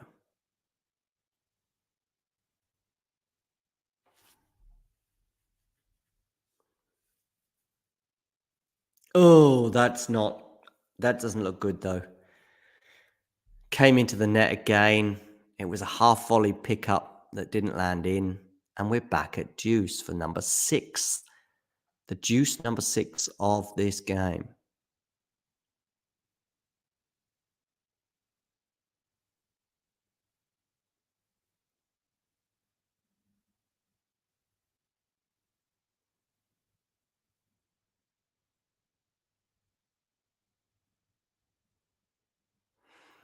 Second serve. Run around forehand return. Good depth on that one. And it's forced the error, I would argue, off the racket of Francis. And we have another break point now for Jannik Sinner. Is this going to be the decisive moment? Remember, we had a net cord, an incredible net cord from Francis Tiafoe on one of the previous 2 break points, this one being the 3rd for the Italian. First serve goes long.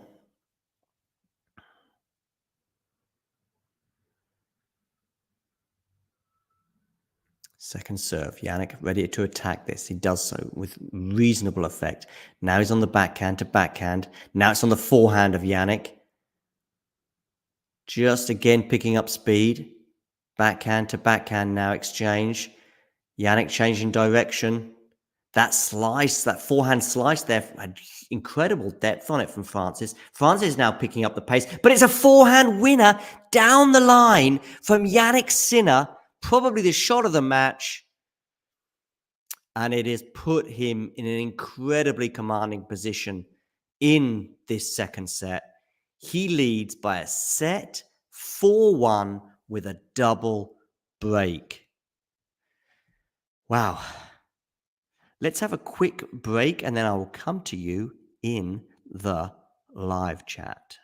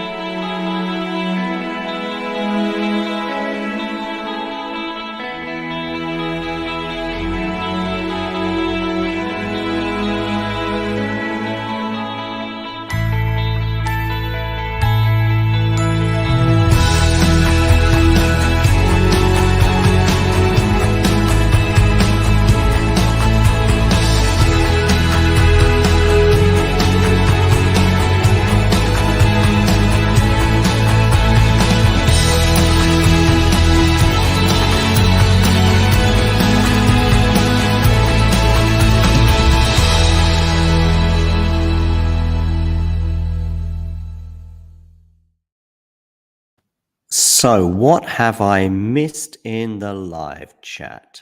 Jake announcing his arrival. Hi, guys. Can't count on her health. I guess that's referring to Rebecca, says Lukey. Ghosty as well. Welcoming Jake into the chat. Brazy, yes, indeed. Damien and I did a match, a 5-setter between Sinner and Zverev last year that was still going at about 7 in the morning. It was an epic in terms of length, if not quality. Pickle Juice comment here from Ghosty. Garbinia Muguruza is back playing on Ash. I'm guessing that's an exhibition this week. Ghosty here saying, wait, Muguruza's back, but I'm guessing that's an exhibition, just an XO, yeah, to kick off the US Open. Nice.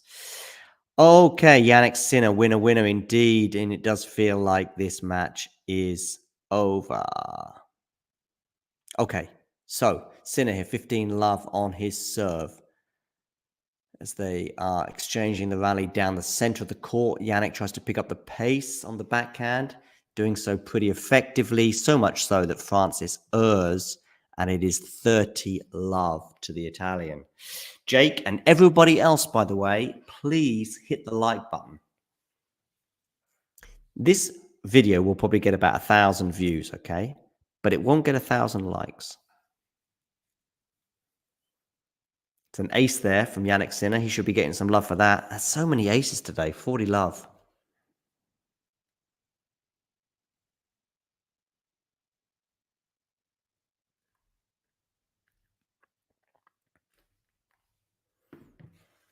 Good serve there from Jannik Sinner. Nothing Tiafoe can do about that.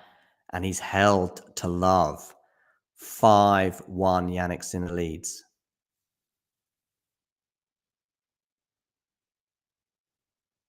So, one game away from the Cincinnati title. Jannik was not able to retain his Canada crown after losing to Andrei Rublev. But en route to the final here, he's beaten Rublev and also Zverev.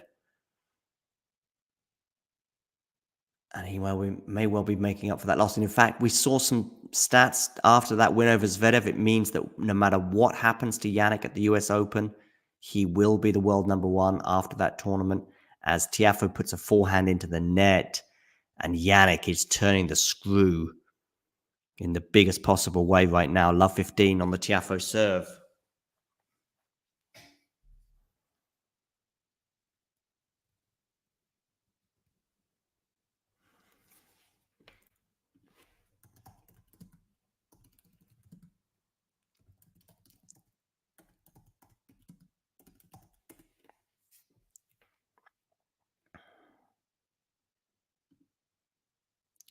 Wonderful return there from Jannik Sinner. Wow.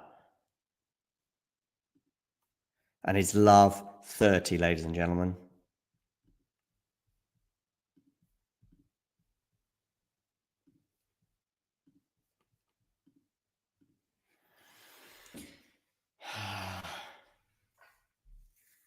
It's going to be a second serve as well here for Jannik to look at. Backhand return, backhand from Tiafoe, backhand slice now from each player. But that's a decent slice there from Tiafoe, but it's not enough to put him in charge of the point. Now it's a forehand slice from Jannik, and Tiafoe cannot deal with that. That was a footwork issue there.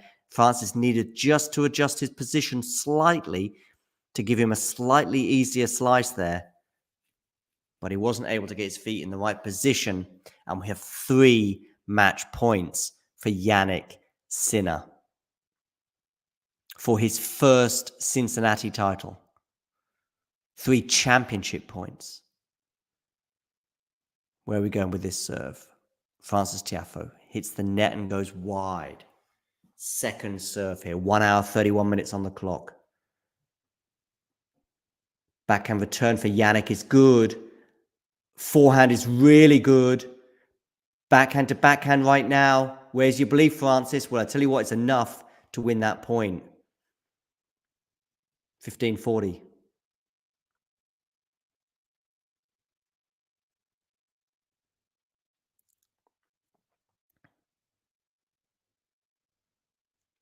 Second championship point here for Jannik Sinner. Francis to serve. Goes out wide and he's gone long. 30-40. Not much longer now potentially on this video, so please do hit the like button. And if you are new to the channel, hit subscribe. Championship point number 3. On return. Backhand return. Lands in. Forehand to forehand right now down the center of the court. Francis goes big. He now has a backhand to put away. Doesn't quite do it. Has he? Oh, I thought Jannik had hit a winner there on the backhand side down the line, which would have been an epic way to win the title. But he went long, so it's deuce.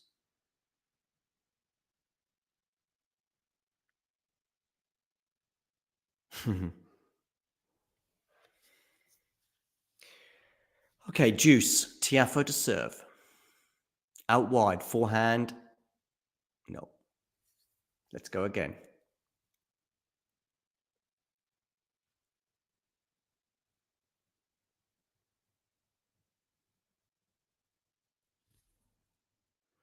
Forehand return. Tiafoe goes into the net, but doesn't need to hit the volley because the forehand is long.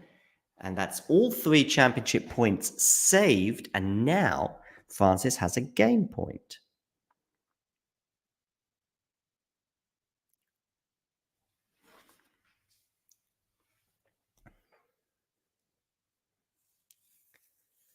To the net on the first serve.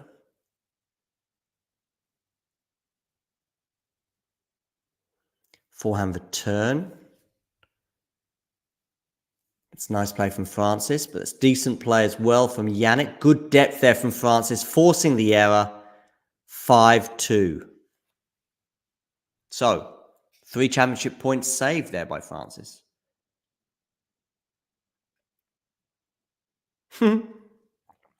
Funny little moment there at the net as Francis was waiting for Jannik to cross his bow. Was a pride hold. Yes, you might be right. You might be right. I think it's time we had a quick look at this video. Just one in English. The draw for the French Open was made today. You're going to be playing Kalinskaya. Oh.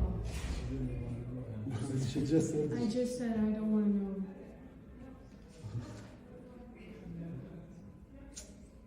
Should we leave it there, Vinny?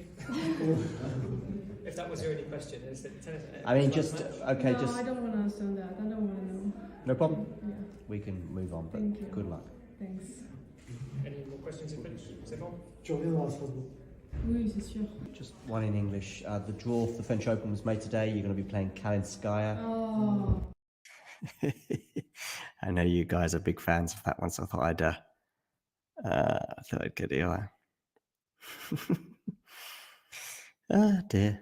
Anyway, that's out there in the YouTube ether, so do check that out as one of our shorts.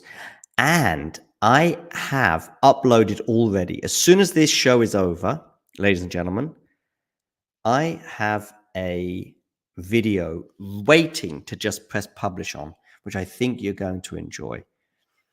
I could even make it a premiere. I haven't decided yet. It could be a premiere after this match is finished. Maybe I'll do that. We'll see. I haven't decided yet. Anyway, hopefully you'll enjoy that interview. So, Sinner here to serve 5-2, serving for the title. He's already had 3 championship points on the Tiafoe serve. Ah, Brazy, you got to wait and see. Got to wait and see, my friend. Ooh, it's a lovely forehand winner there from Jannik Sinner.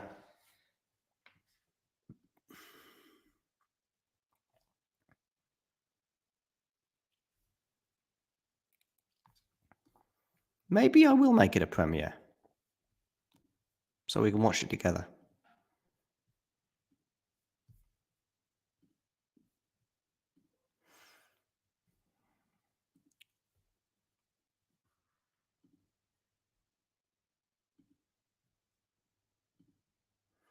$30 love here, Jannik Sinner.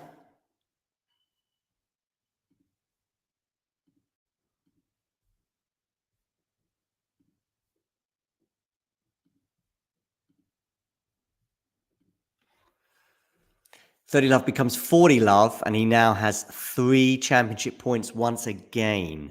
Will he need all of those?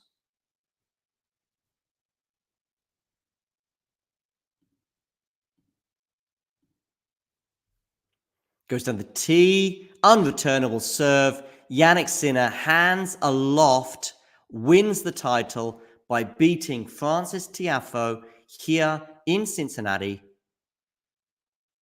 7-6, 6-2. Nice exchange at the net, it seems. Like a nice exchange at the net. Yes, there's smiles all around, I think. And Jannik Sinner, anyway, has won another 1,000 title. Another 1,000 title in this part of the year, albeit last year was in Canada, this year in Cincinnati, in 1 hour and 36 minutes. 7-6, 6-2. Crucial moment of the match really was the end of that first set. Francis had not faced a single break point on his serve, effectively using that body serve, I would argue, in particular. And it seemed like Jannik made a slight adjustment on his return position and therefore got a first break point. It actually was a set point, making it 30-40. Didn't take advantage of that, but carried on that threat into the tiebreak. Managed to break down the Francis serve during that tiebreak, carried on the momentum into the second set. And yeah, that body serve was no longer an issue. Looking at the stats, 29 winners off the racket of Jannik Sinner, just 13 off the racket of Francis, and 24 unforced errors apiece after a 1 hour 36 minute encounter. And Jannik Sinner now will carry on and take that confidence into the US Open. Physically, it didn't look like too much of a big deal for him today. We saw some of the travails he had in earlier matches, particularly against Zverev in the previous round, where the hip did seem to hinder him a little bit. Good news today is that wasn't stretched so much, and we didn't see it become an issue today. And now is he the favorite for the US Open? Is he the favorite? Not sure. Yeah, so that brings that to a close. I am going to make this particular US Open video that I have in the pipeline a premiere. So come and join me for that very, very soon. Let's make it Tuesday, August the 20th. And let's go for 2:15. So in 20 minutes from now, come and join me.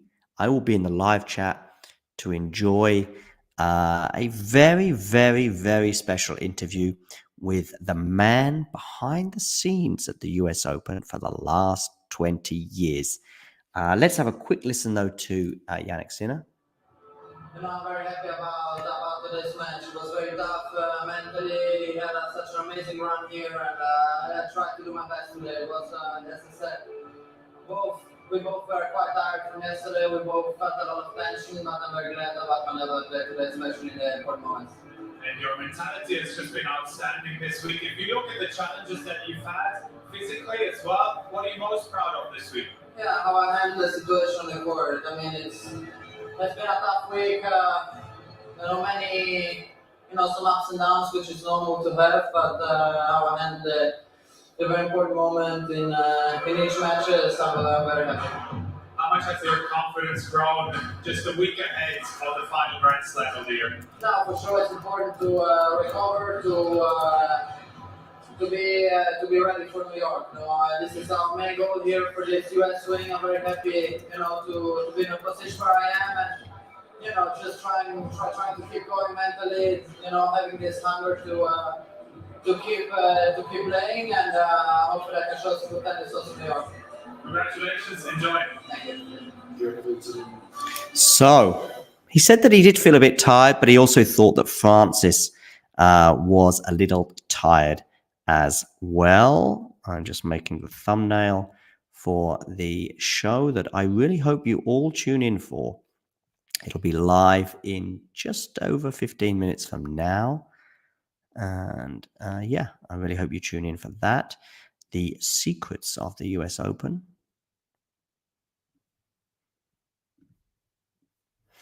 And I'm going to upload the thumbnail as well right now. And yeah, I'll see you all very, very soon.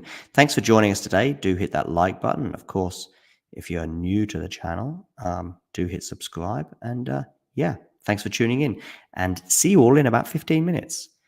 In the meantime, you know the drill.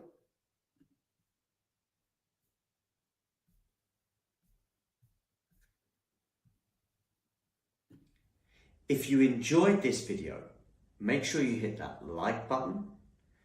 Don't forget to subscribe and click that notification bell so you don't miss out on all things tennis.